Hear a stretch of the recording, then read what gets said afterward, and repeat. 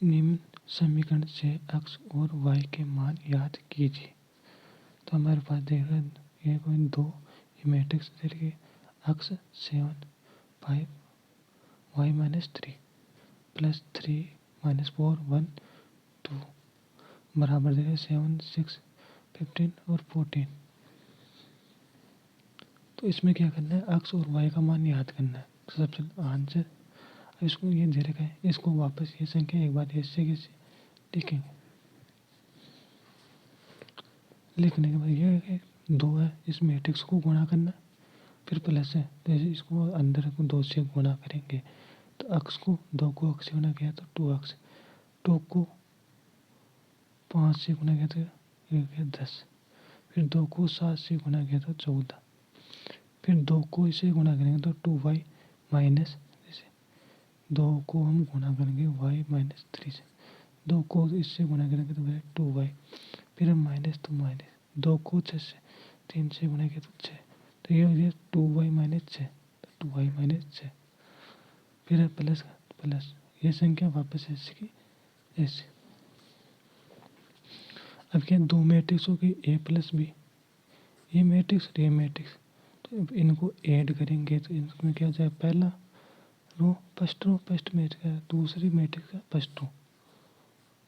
First column, तो यहाँ पर 2x + 3, फिर क्या 14 + 1, फिर यहाँ पर क्या सेकंड कॉलम और दूसरी मैट्रिक्स का सेकंड कॉलम, तो ये क्या 10 माइनस का 4 10 माइनस 4, 2y - 6 2y - 6 प्लस का 2 बराबर 7 6 7 6 15 14 15 और 14।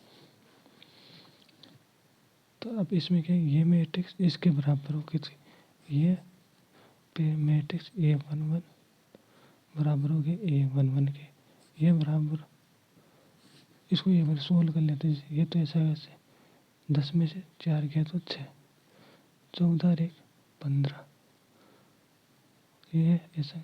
यहाँ पर क्या है माइनस का 6 और प्लस का 2 तो माइनस का 4, यहाँ पर 6 बराबर 6 हो गया, 15 बराबर 15 हो गया, इसके बराबर 14 है, इसके बराबर 7 है।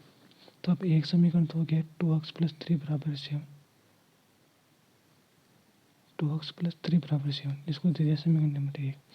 दूसरा गया 2y - 4 बराबर 14, ये हो गया समीकरण नंबर 2। अब इसमें क्या है 2x + 3 बराबर 7 हो गया, तो यहाँ पर क्या प्लस का 3, इधर पक्षांतर के माइनस का 3 हो गया, फिर 7 में से 3 के तो 4 बच गए। अब यहाँ क्या 2 गुणा में है तो इधर पक्षांतर करेंगे तो यह आ गया भाग में, तो अब x बराबर 4/2, अब कैंसिल हो गया तो यह हो गया x बराबर 2।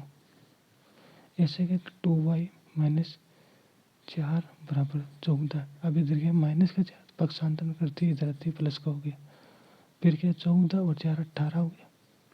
अब 2y बराबर 18 तो 2 गुणा में तो इधर आती भाग में हो गया, भाग में हो गया तो 18 में 2 का भाग दे तो 9, तो y बराबर आ गया +9, तो x का आता है x बराबर 2 और y बराबर 9, ये होगा इसका आंसर।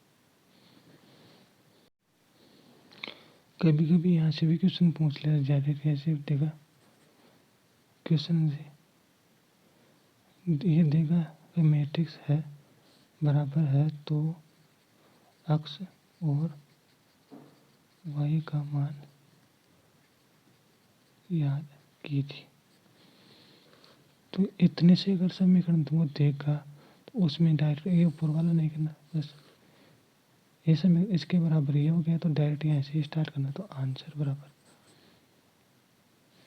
तो आंसर लिखते ये हो गया, 2 समीकरण हो गए, दोनों में x और y का मान आ गया तो ये देगा आंसर। ऐसा क्वेश्चन आता है जिसमें पूछे x या y का मान याद कीजिए, यहाँ पर अगर a और b देता तो पूछता है a b का मान याद कीजिए। तो इसमें ध्यान रखना साइन, मैट्रिक्स का साइन है ये, तो साइन का ध्यान रखना है, मैट्रिक्स से पूछ रहा है या सारणिक से,